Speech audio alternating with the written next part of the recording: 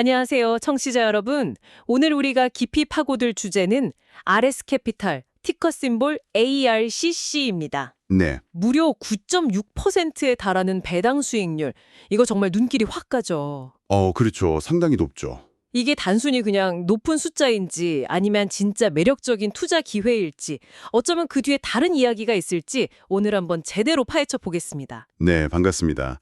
LS캐피탈은 사업개발회사, BDC라고 부르죠. 비즈니스 디벨롭먼트 컴퍼니. 이게 조금은 특별한 구조로 운영이 돼요. BDC요? 네, 이 구조 자체가 높은 수익을 내서 투자자한테 돌려줄 가능성이 있긴 한데 동시에 이 구조 때문에 꼭 짚어봐야 할 특징들, 잠재적인 위험 요인들도 있습니다. 그렇군요. 그래서 오늘 이 시간에는 RS캐피탈이 정확히 어떤 방식으로 사업을 하는지, 또 그 유명한 높은 배당금은 대체 어떤 성격인지, 그리고 요즘처럼 좀 변동성이 커 보이는 경제 환경 속에서 뭘 특히 눈여겨봐야 할지 좀 깊이 있게 얘기해 보려고 합니다. 좋습니다.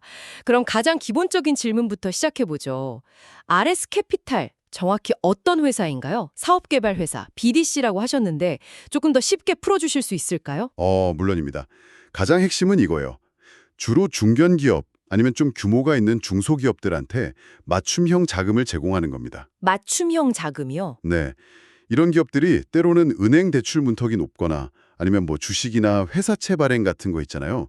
그런 공모 시장을 쓰기에는 규모가 좀 애매하거나 시기가 안 맞을 때가 있거든요. 아, 네네. RS캐피탈 같은 BDC가 바로 이런 기업들한테 필요한 성장 자금이라든지 인수 자금 아니면 운용 자금 같은 걸 대출이나 지분 투자 형태로 공급하는 거죠.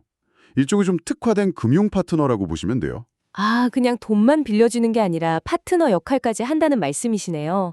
그럼 구체적으로 어떤 종류의 기업들이 RS캐피탈을 주로 찾게 되나요? 딱 이런 기업이다라고 특정하기는 좀 어렵지만 보통은 안정적으로 현금 흐름은 나오는데 전통적인 금융 시스템에서는 좀 소외되기 쉬운 그런 중견 기업들이 많습니다. 예를 들면 어떤? 예를 들자면 특정 산업 분야에서 기술력을 인정받은 소프트웨어 회사라든지 아니면 꾸준히 수요가 있는 헬스케어 서비스 제공업체 혹은 특수한 장비나 부품 만드는 제조업체 같은 것들이요. 아하. 핵심은 이 기업들이 성장 잠재력이나 안정성은 있는데 자금 조달 방식에 있어서는 좀 유연하고 자기들한테 딱 맞는 솔루션이 필요한 경우가 많다는 거죠. 흥미롭네요. 그런데 이런 기업들한테 돈을 빌려줄 때 그 평균 이자율이 최근 분기 기준으로 10.9%나 된다면서요. 네, 맞습니다. 이건 요즘 시장 금리 생각하면 상당히 높은 편 아닌가요? 이 높은 이자율은 뭘 의미하는 걸까요? 바로 그 지점이 RS캐피탈 투자를 이해하는 데 아주 중요한 부분 중 하나입니다. 10.9%라는 평균 이자율. 이게 그냥 높다, 이걸 넘어서는 의미가 있어요. 어떤 의미죠? 첫째는 RS캐피탈이 일반적인 우량기업 대출보다는 더 높은 신용 위험을 감수하고 있다는 명백한 신호예요. 위험을 감수한다. 네. 그리고 둘째는 이 정도 이자를 내면서 돈을 빌리는 기업들 입장에서는 다른 더 싸고 매력적인 자금 조달 방법이 좀 제한적이다. 이런 상황을 반영하는 걸 수도 있고요. 아, 다른 데서 빌리기 어려우니까. 그렇죠. 그러니까 투자자 입장에서는 이 높은 수익률의 원천이 상대적으로 높은 신용 위험을 동반한다는 점을 명확하게 알아야 합니다. 이게 단순히 위험하다 이걸 넘어서 RS캐피탈이 전통적인 은행들이 쉽게 접근 안 하는 특별한 심사나 관리 역량이 필요한 시장에서 활동하고 있다는 걸 보여주는 거죠. 그렇군요. 위험이 높은 만큼 그 위험을 관리하는 능력도 중요할 텐데요. 포트폴리오가 보니까 566개나 되는 다양한 회사로 분산되어 있다고 하던데 이게 위험을 좀 줄여주는 데 도움이 될까요? 네, 분산 투자는 당연히 중요합니다. 특정 개별 기업이 갑자기 부실해지거나 파산했을 때 그 충격이 전체 포트폴리오에 미치는 영향을 줄여주니까요. 566개면 확실히 상당한 분산 효과를 기대하게 만드는 숫자죠. 네. 하지만 여기서 한 걸음 더 들어가 볼 필요가 있어요. 만약에 이 566개 기업들이 서로 다른 산업에 속해 있더라도 거시경제의 어떤 특정 요인, 예를 들어서 갑자기 경기가 확 나빠진다거나 아니면 금리가 급등하는 충격에는 비슷하게 약한 특성을 공유한다면 어떨까요? 아, 개별 기업의 문제는 분산으로 막아도 경제 전체에 태풍이 불면 그 우산, 분산만으로는 좀 버티기 어려울 수 있다. 이런 말씀이시군요. 정확히 그렇습니다. 특히 중견기업이나 중소기업들은 대기업에 비해서 경제 충격에 대한 완충력이 상대적으로 좀 약할 수 있거든요. 그렇죠. 아무래도. 경기 침체가 깊어지면 소비가 줄고 투자도 위축되고 자금 조달 환경도 나빠지고 여러 어려움에 동시에 처할 가능성이 커요. 네. 이런 상황에서는 포트폴리오의 기업 수가 아무리 많다고 해도 다수의 기업이 비슷한 어려움을 겪게 되면서 분산 효과의 효용성이 크게 떨어질 수 있습니다. 아하. 즉 개별 기업 위험은 분산으로 관리해도 시장 전체나 특정 경제 상황과 관련된 시스템적인 위험은 BDC 포트폴리오가 완전히 피하기는 어렵다는 거죠. 어떻게 보면 높은 이자율 자체가 이미 이런 내재된 취약성을 일정 부분 반영하고 있다고 볼 수도 있고요. 그렇다면 이런 경제적인 민감성이 RS 캐피털의 그 배당금에는 구체적으로 어떤 영향을 미치는 건가요? 9.6% 배당률 이거 진짜 매력적인데 투자자들이 이걸 안정적으로 꾸준히 받을 수 있다고 기대해도 괜찮을까요? 이 부분이 RS 캐피털 투자를 생각할 때 가장 현실적으로 따져봐야 할 지점입니다. 네. RS 캐피털의 과거 배당금 지급 기록을 쭉 보면요.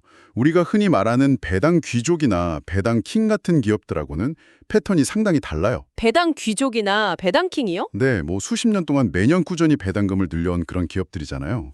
RS 캐피털은 이런 유형하고는 좀 거리가 있습니다. 아, 그럼 어떤데요? 실제로 과거 주요 경기 침체기, 예를 들어 2000년대 초반 닷컴 버블 붕괴 때라든지 비교적 최근인 2020년 코로나 팬데믹 초기 국면에서는 배당금이 이전 수준보다 눈에 띄게 삭감됐던 사례가 있어요. 삭감이 있었군요. 네.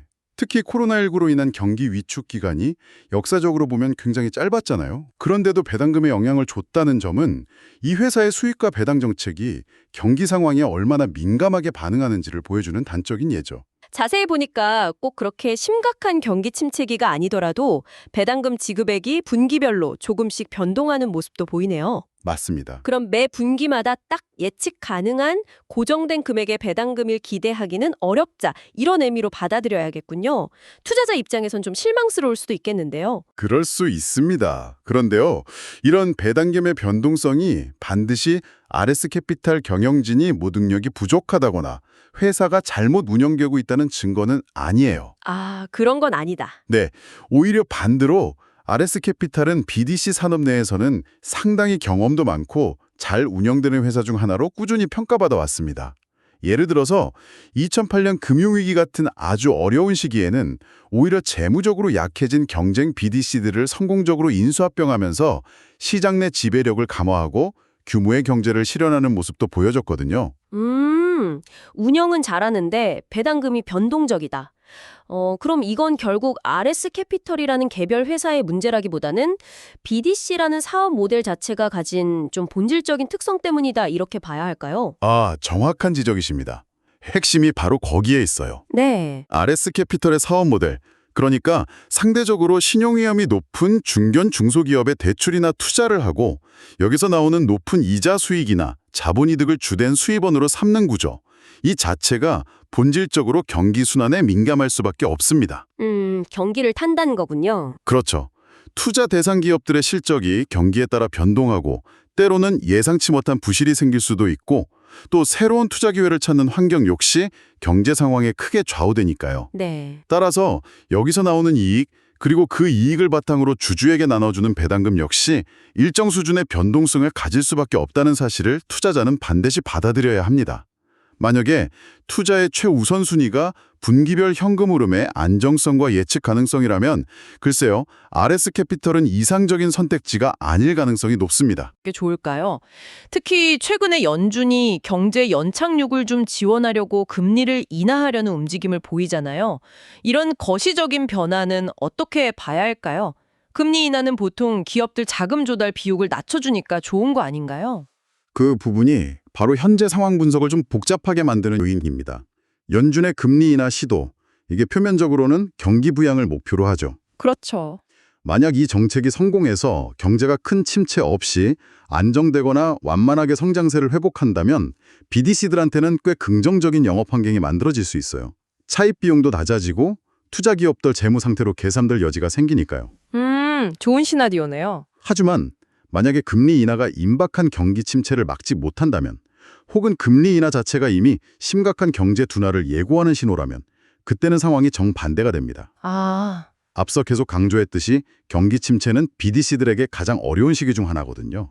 빌려준 기업들 부실 위험이 확 늘어나고 신규 투자 기회는 줄어들고 가지고 있는 자산 가치 평가에도 부정적인 압력이 가해질 수 있습니다. 결국 연준의 금리 인하 정책이 성공적인 연착륙으로 갈지 아니면 경기 침체로 이어질지에 따라서 RS 캐피털의 투자 매력도가 크게 달라질 수 있다는 말씀이시네요. 아, 예측이 참 쉽지 않은데요. 그렇습니다. 따라서 현재 RS캐피털 투자를 고려하고 있다면 먼저 BDC라는 산업의 고유한 특성과 작동 방식, 그러니까 높은 수익률과 그에 따르는 위험, 경기 민감성 같은 것들을 충분히 이해하시는 게 전제되어야 하고요. 네, 기본을 이해하고 그렇죠. 거기에 더해서 지금 진행 중인 금리 인하 국면이 앞으로 어떤 경제 시나리오로 이어질지에 대한 나름의 판단, 그리고 잠재적인 경기 침체 가능성이라는 위험 요인을 신중하게 평가해야 합니다. 만약 여러분이 BDC 섹터 내에서 상대적으로 좀 우량하고 경험 많은 운용사에 투자하고 싶다. 그렇다면 RS캐피탈은 분명히 주요 후보 중 하나로 검토될 수 있습니다. 네. 하지만 여러분의 투자 목표가 어떤 경제 상황에서도 흔들리지 않는 예측 가능하고 꾸준한 배당 소득을 얻는 것이라면 글쎄요, RS캐피탈보다는 변동성이 좀 덜한 다른 유형의 배당주나 투자 자산을 찾아보는 게 더 현명한 접근일 수 있습니다. 네, 오늘 RS 캐피털에 대해 정말 다각도로 깊이 있게 살펴봤습니다. 논의를 좀 정리해보자면 9.6%라는 높은 배당 수익률은 확실히 투자자 시선에 끌 만큼 매력적이지만 그 이면에는 중요한 고려사항들이 있다는 걸 확인했네요. 네, 그렇죠. 이 높은 수익률은 BDC라는 독특한 사업 구조, 즉 상대적으로 신용 위험이 높은 중견, 중소기업에 자금을 공급하는 데서 나오고 그 필연적인 결과로 배당금 역시 경제 상황 변화에 따라 변동될 수 있다. 이게 핵심인 것 같습니다. 맞습니다. 특히 경기 침체기에는 이런 취약성이 더 두드러질 수 있다는 점도 반드시 기억해야 할 포인트고요. 맞습니다. 결국 세상에 공짜 점심은 없다. 특히 투자에서는 높은 기대 수익률에는 그에 상응하는 높은 위험이 따른다는 기본적인 원칙을 다시 한번 생각하게 하는 사례라고 할 수 있겠습니다. 네. RS캐피탈 자체는 BDC 업계 내에서 오랜 경험과 경쟁력을 갖춘 잘 운영되는 회사임은 분명해 보입니다.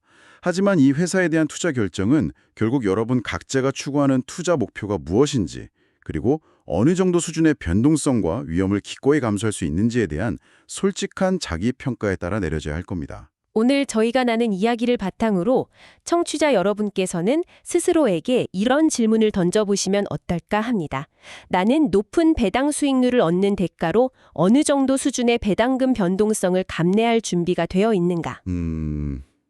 중요한 질문이죠. 그리고 현재와 같이 경제의 방향에 대한 불확실성이 높은 시기에 RS 캐피털 같은 이런 경기 민감형 투자가 나의 전체 투자 포트폴리오 전략 안에서 어떤 역할과 비중을 차지하는 것이 적절할까? 네. 이 질문들에 대한 여러분 자신의 답을 찾아가는 과정이야말로 궁극적으로 가장 현명한 투자 결정을 내리는데 훌륭한 길잡이가 되어질 것이라 생각합니다.